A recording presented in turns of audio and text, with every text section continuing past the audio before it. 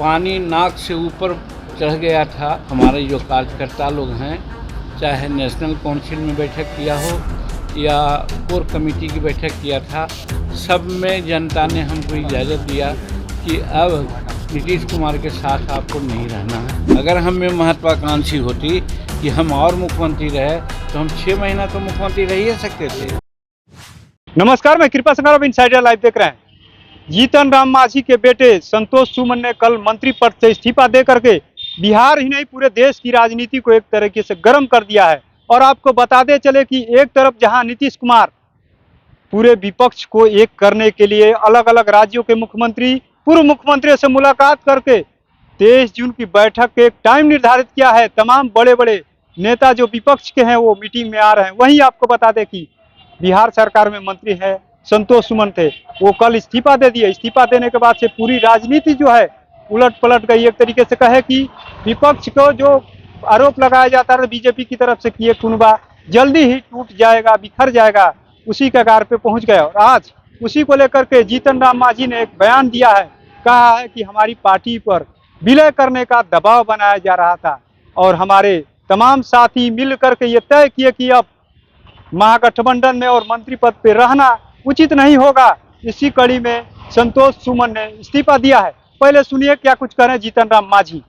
देखिए, हम उनका सम्मान करते हैं। उनका जो भी इरादा रहा हो कहने का, हमको उससे कोई मतलब नहीं। लेकिन दुनिया के लोग कह रहे हैं और साधारणतया ये अर्थ भी लगाया जा सकता है कि दुकान का मतलब होता है खरीद फोक्त। तो वो माफ़ करेंगे, खरीद फोक्त में वो लोग विश्वास करते हैं और यही किया है वो लोग। हम लोग कभी खरीद फोक्त की बात नहीं की है। हमारी दुकान ये नहीं रही है। हम जनता के हित में जब मुख्यमंत्री के रूप में 34 निर्णय लिए थे, उसी को इम्प्लीमेंट कराने के लिए हमने हिंदुस्तानी अवाम मोर्चा सेकुलर का गठन किया और उन्हीं निर्णयों को इम्प्लीमेंट कराने के लिए पार्टी का हम लोग निर्माण कर करके काम करते रहे, नीतीश कुमार का समर्थन किया। लेकिन अब पानी नाक से ऊपर चढ़ गया था, यानी जो भी निर्णय हमारे थे उन सब निर्णय को तोड़ मरोड़ करके नीतीश कुमार या तो हाफ हैजर्डली इम्प्लीमेंट किया या तो नहीं किया। इसके लिए हमको जनता का जवाब देना पड़ रहा था। और जनता, हमारे जो कार्यकर्ता लोग हैं, चाहे नेशनल काउंसिल में बैठक किया हो या कोर कमेटी की बैठक किया था, सब में जनता ने हमको इजाज़त दिया कि अब नीतीश कुमार के साथ आपको नहीं रहना है। और ख़ास करके मर्ज करने का जो प्रस्ताव आया था कि पार्टी में मर्ज कर जाइए, तो ये हम लोगों को गवारा नहीं था।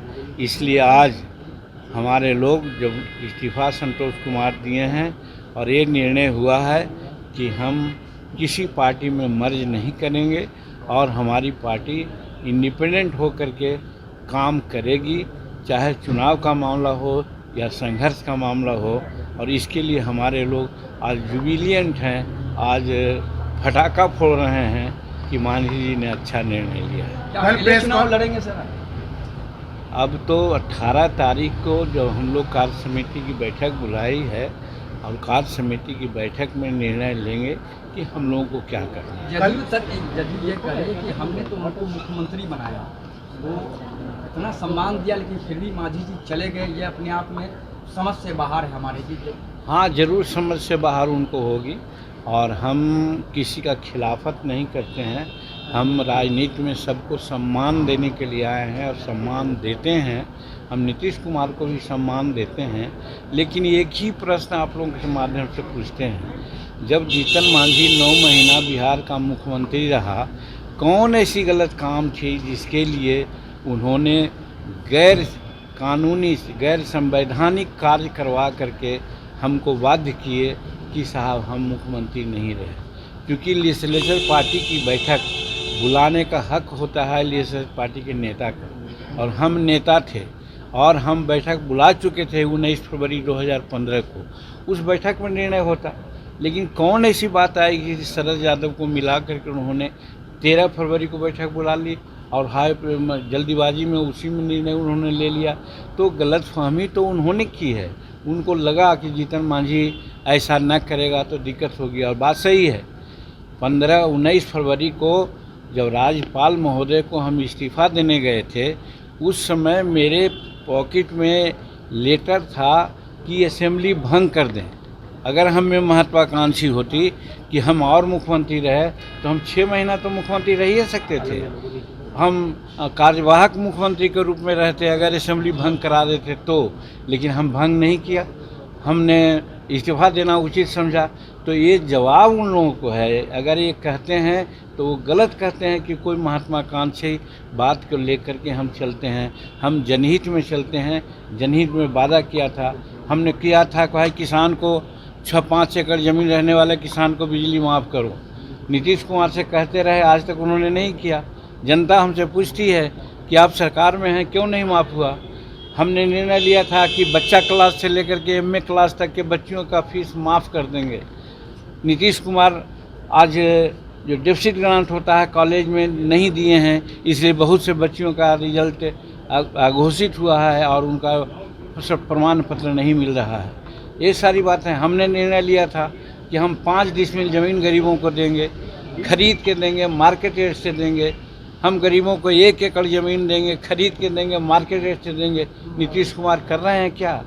ये सब बात न कर रहे हैं। इसीलिए लोगों ने हमसे कहा कि साहब अब आप अगर हैं तो जानबूझ करके नीतीश कुमार से आप मिले हुए हैं, आप अपना वादा को भूल गए हैं। और तीसरी बात, आज देख रहे हैं कि दारू की नीति है, शराब नीति है। शराब नीति ठीक है, लेकिन इम्प्लीमेंटेशन क्या हुआ है? 70% गरीब जो मामूली है, 1 बोतल या आधा बोतल पीता है, उसको जेल में भरा गया है। क्योंकि उससे पैसा मांगा जाता है, वो पैसा नहीं देता है, इसलिए वो जेल में चला गया है 70% लोग। उसके बाल बच्चे क्या कर रहे हैं उसका फिक्र है नीतीश कुमार जी को। इसके लिए हम कहा है, असेंबली में बोले हैं, पेपर के माध्यम से बोलते रहे, आप लोग ही सब जानते हैं, लेकिन तो सुने नहीं। आज बालू की नीति है, समूचा रोड खराब हो रहा है। जहाँ 20 टन ले जाना है 60 टन ले जा रहे हैं। और वैसा नदी जिसका बेड था अगर 1 फीट गहरा और जिसमें पानी आता था तो खेतों में जाता था, आज वो 3 फीट गड्ढा हो गया। अब 2 फीट भी पानी आएगा तो उसमें नहीं जाएगा। आज हज़ारों हज़ार किसान मारे जा रहे हैं और उनका खेत बंजर पड़ रहा है। इस माने में भी खास करके हमारे इमामगंज डुमरिया बांके बाज़ार में हो रहा है। हम मना किया, हम निर्णय उनसे अनुरोध किया कि आप बालू उठाओ, बंद कराइए, लेकिन उन्होंने बंद नहीं कराया। तो आखिर हम भी जनता के लिए किया है, जनहित में किया है, महत्वाकांक्षी के लिए कुछ नहीं किया है। और फिर पुनः दोहराते हैं कि अगर महत्वाकांक्षी जीतन मांझी में रहता तो 19 फरवरी को रिजाइन नहीं करता, वो असेंबली को भंग कर देता।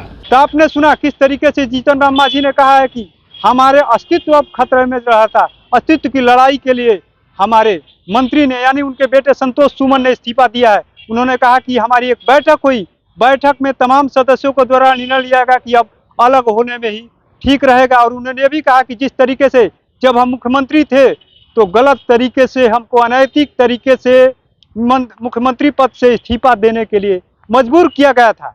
तो ऐसे ही तमाम खबरों को देखने के लिए इनसाइडर लाइव देखते रहे। बहुत बहुत धन्यवाद।